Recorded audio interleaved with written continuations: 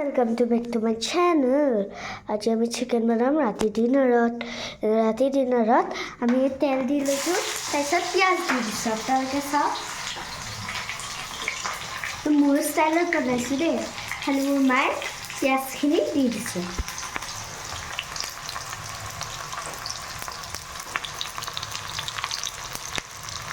এই চাওক আমি আলু কাটি থৈ দিছো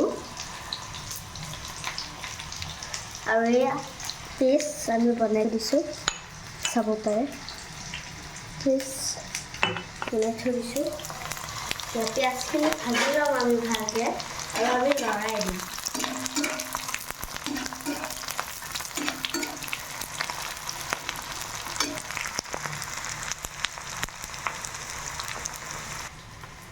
চাওক এতিয়া মাংস দিব ওলাইছে এইবিলাক মাংস ব্ৰইলাৰ দেই চাওক মাংসবিলাক আমি আলুটো দিব নালাগে দেই পিঁয়াজৰ ভাজাৰ পিছত আলু দিব নালাগে ডাইৰেক্ট মাংসটো আমি দি দিম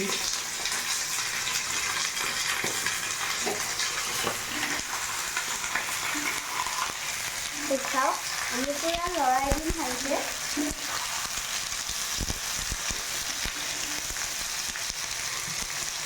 এতিয়া আমি দিম নিমখ এইটো নিমখৰ টেমা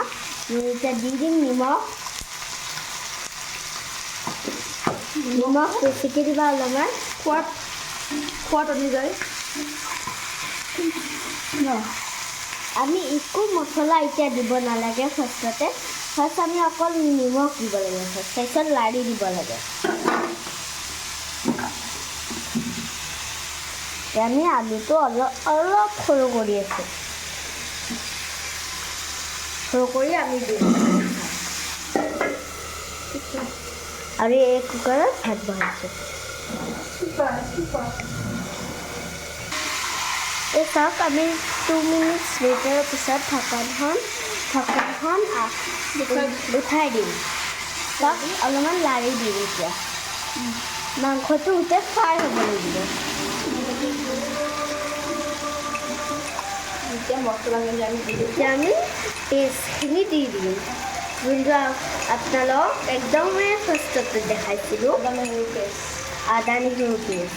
ঘৰত বনোৱা আদা নহৰু পেষ্ট আমি শুকান জলকীয়া 2টা দি দিম বেলেগ মছলা আমি ব্যৱহাৰ কৰা নাই বেলেগ আদা নহৰু আৰু কি দিছোঁ আদা জলকীয়া শুকান জলকীয়া আৰু আদা লং 2টামান দি দিছোঁ আৰু আদা এই হালধি আমি দি দিম হালধি দি আমি লাৰি দিম অলপমান আপোনালোকৰ আজি ৰাতিৰ সাঁজত কি হ'ব কমেণ্ট কৰি জনাবা দেই ৰাতিৰ সাঁজত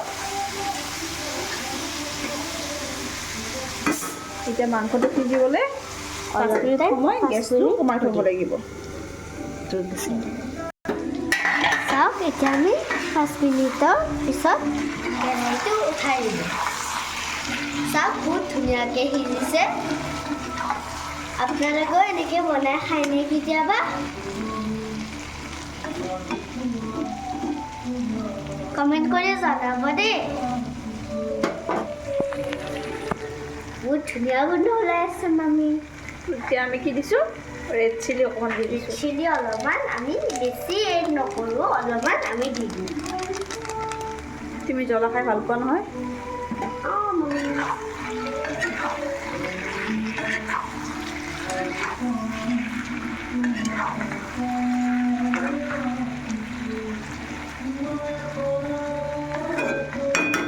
চাওক কিমান ধুনীয়াকৈ সিজি গৈছে এই চাওক আমি কেৰাহীটো এতিয়া উঠাই দিলোঁ